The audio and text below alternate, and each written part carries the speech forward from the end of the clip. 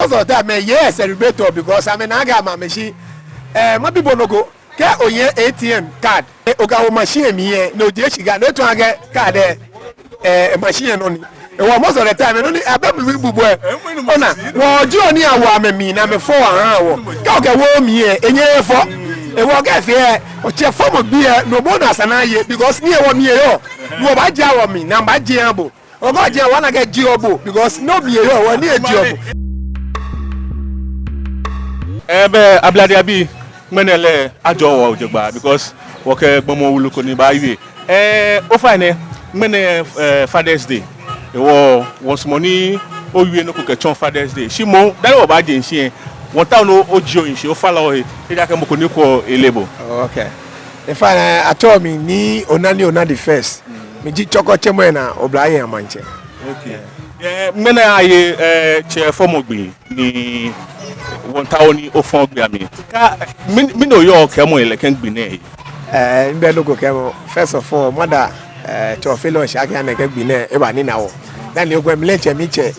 papa Nathan the second choko chemo na manche emi ale che papa fomogbi ga fe ga won we che fomogbi chemo gbe wo wish o me pe shi de mo fe amo ni mayo aga e deserve on again na because ke o for chedibo shi aga ba pwe no bi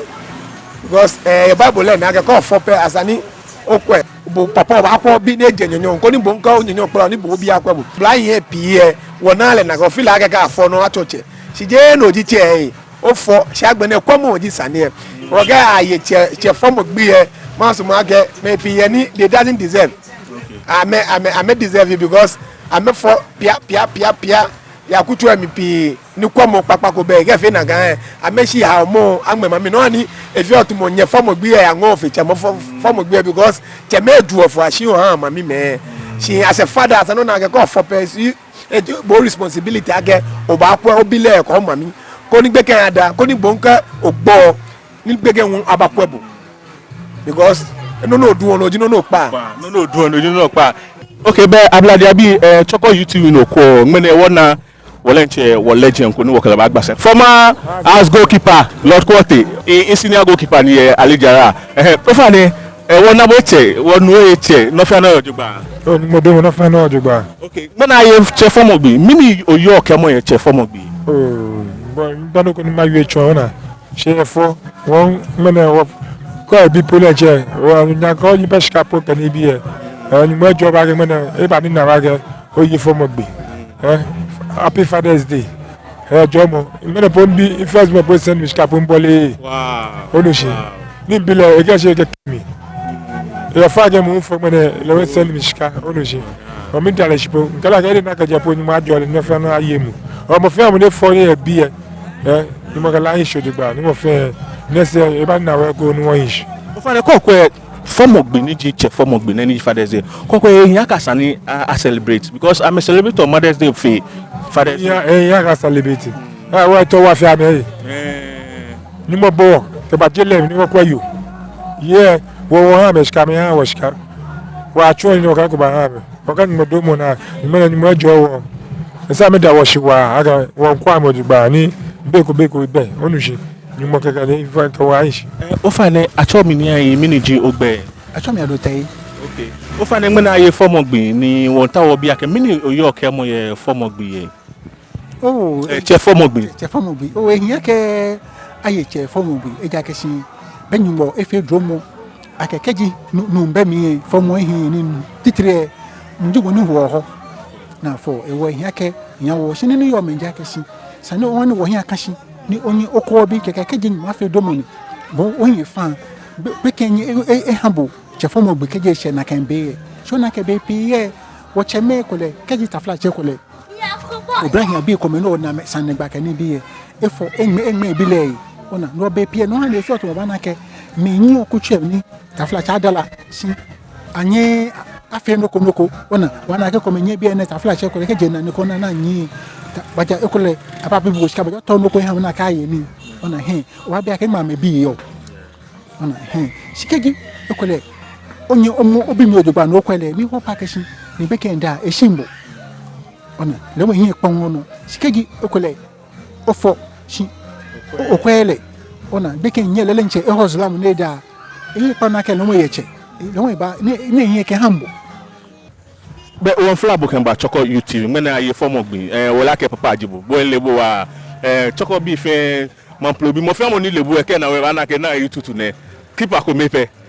me na form ogbin o ye no ko ke mo ye o ye no ko pi ke mo ye wala afi Father's Day ba na mo je mo fe ba na lo ga ya afi Father's Day mo fe mo no li no la show wa pani alo kwabu da tanu wala afi Father's Day no mia boss atole skache da ko te mia la afi Father's Day ya le wala e wala sa ate ya le more life more money minda mi mia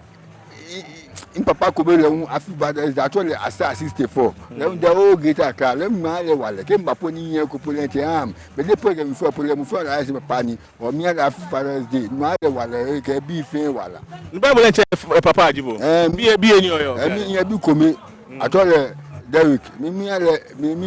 e wala mi ale wala se eche wo se ko be ni nche de ba na mi kipadi mi don we ke ba mu mi ton ne ba mu e ba yinse ya ga mo fa mo yo mu ko se that mi ali jara former blaster keeper mi ale happy Father's Day I was take power so e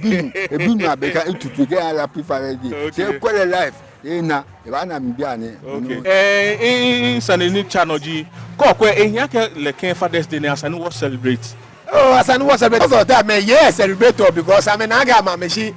My people no go. Get on your ATM card. Oga machine me, no, dear, she got no to get card, machine only. Most of the time, only I bet we will work. Well, Johnny, I want me, I'm a 4 hour. Go get warm here, and you're for a walk at here, or check form of beer, no bonus, and I because near 1 year, no, by Jawa me, now by Diabo. Ogo je wanna get job because no be here one near job. She get the near a tone again. Ona she form be bonus and I because call for me be polo can go back here. Abla bi o fa na call kwa mi e ole amale e comment section e no na e call kele pa agbelo keji o kele pa agbe comment me chale o ya do tutu. Me bo adun ake bo mi ba job bo ni o boy Ghana football ko to Ghana football ko be wa lo no ayin poki personal le fe Ghana lo quote sa meneme shima shia mekani binale ame ona me Ghana ska bi o chalo Tanzania be ne bo to skache mo me ko ben na me ba ame ga me mo ame wa me ye na kan mo ma ke fo si na kan e ba le no o se o pa gba ni mo fa mo mo ne fa na ka inye ma fe pole je mbi ba fe ale ke inye mo blaster po mbi mo blaster ko ni da ke do ma mbile mi daresi itutu ora no le ifo wa boss akwe anu e ba atole one bullet answer ma le jole do ya lose se ma le jole ko ni wo se e ko wo tattoo ka re mi itutu o fa do ra do mi dabo so all right okay oblaye ni akucho mi e ko me fo e ko me pa ko me ba na ba chon wo cheme o ye na wo ko ke ha mi o ye na bi abe da ni abe solo na ni mo no fi ano no fa ni mo ni fi o onu shi e ka me na nga me hu je emo you am mo ye mi like ye you ba je no ko gbono ko nu am ka fu aka yi ogun da ni aka ayi gbega yi ko ojo le yi o nga alo mo yi mo ko police mo bu kan ni bi na pa na kan bi na je na je bi wa digital system o fe wa sa wa pa na kan bi ni mi po fe ko da o mo fe na mo ebu wa to na fe na bi wa da mi po nda ni nyenda onu shi o bia na pokmere po mi mba mbele mbie basa chemu na bia shi bia o wa ni na wo bia be ku chess bia na coach be ku chess go pese okay mba 3 days me o mi mba mbia po basa me mu ni mba e fo mba fe nga me yu nwa me nga onu shi ka fo ya gbe fo ko no ni yin ko papa ka bo yu po so botu onu shi ngona wa in saneni chanoji ko okwa akuchuemi oblahin pi akuchuemi ni oblantai ni njeno mini ngawo yo no pa o ha me ye chegbefan as in fatherhood alo amen dana mba choncheme mini ngawo yo ke ha ngawo fi oni mi yo ni kwa ha me jakeshi ona ke be pi ye wo ke ni bi yo fo o fe la ke ko lo blanu fi ojubo shi o fo ona o ekole okobra yo fu efo ekobra bi abum o shinde o ya wo mkokolo ho ona o na kan chila no e ya ke ino woni yo ne kan kama gbala me fiwe obra yan bp batala she bi eni amesane gba mi ka meni bi ona keshi oh iya na yo mapa ke meni nke meni nshi shi onye oleke ni je na je chele o oda ona no gbe ni bana ke wa she kwa gbe no bada no bana ke o imbi ni nke ota she bi pi ba ho o imbi ni so bana ko nyo chele ona imbi ni ke yo ba bi ba keshi ole bi kwamo ona ba fon vie mo abo no na ke kole onyo je na no ya ke to mo ni ka o chunshun jacket me pi batashi ye bi eni ona ni ko kwa me so na ke ta fla che le bi ka batashi o ofana o ha me no ko ni ke ko mami o ba bia ke ngba bi yo e ko mento no nke mami mami gba ona sikeji wa na ka gbe ne ko da ona ko ye bi pi shi akwa ebo we saka asana me hishin ojogba na me ko so bank papa ni ka me fo amenya me ko na kaini okay ora don aka we na sanigba ale no ye moko ni obasmo no o wish le happy Father's Day. It could be o somonyo o wikunyoko alo nyanyoko alo moko ne fe no ko ne touch ye no ta o me wish Mr. Kwe happy Father's Day eji impapa ni keji no ko ngba na ni nkete hin ekekun ekwe ha me ko ekwo me pi ye ni me wish obrahim abi pi ni nywe wa me na me kwa me bi kete hin fi me wish am happy Father's Day. ora don aka we gbasa yo wonu ma jo gba ka mo ka gbasa ne thank you very much.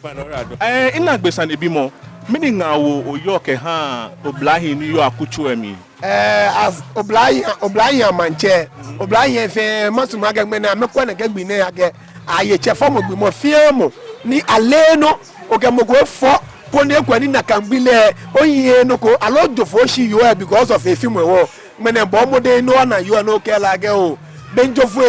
ino mi e go ya no shi mene nyumba dromo na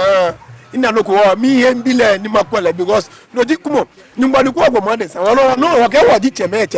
siko yin ko ni lela ko ko gbege beni je ba na ni je ba ke tell you awon nyumba wo de ko tukumi no ba na go ko yo no ke ko gbege o nyumba ni ko wo mbo wo mo de nkeke si che form gbe ya jibe na ye fe yen form gbe because wo no ni ATM machine card ko ka wo machine de machine card de machine no bo no ko bu okay wona bo si yo ya don aka wona bo e choko YouTube si wo bata obeni wo ba ni wo ka wa ba gbasa ni eyan okay ora don aka wo ganye bi no ganye ora don o chale ba oye moko no small ni o wish le Father's Day apart from bo ye me pi ali jara no che isi no ma ne chom momo ali jara e mo feni papo mo fat bo che fitai be wo travel na je wo si ni aje ali jara papo mo fat James na no ebe dida me sami aje mi nga me ashia nta fe ye fine mi nga me fe ni mo e wish happy Father's Day. okay ora do ebi idibo mi no yo ke mo mene Father's Day mi no yo mene mi dan bo shi en papa wala ni Bible le mi hu mami me be wale tuma kane ama fita loko shi papa me ni yo wale na mejo bege na shi ni mi danu cho Yesu Kristo wa shi ni papa ye wala mi ku ni jo mo ni san le e kan le da gbekegbi ni na kan jo mo hu asawo yi ora do akegbene won nanye it's not in plan shi won nanye shi aka wo kenye pe ni ma jobo bo lu chuo no chuo ni ma ni bo shwele no ta no bo na kra bo chigbe po wa je no fe general se BBC ga ni bi ni wo se ka wo na wo ko po wa wo ni wa wo no wa me fe amu ni ya you tell me no ta wa me ni mo ni wo cho mo mo ni wo wa mi ni no fe na ya mo no to pepe o ni ni ma jobo wa amen nyenyera do okay yo bye bye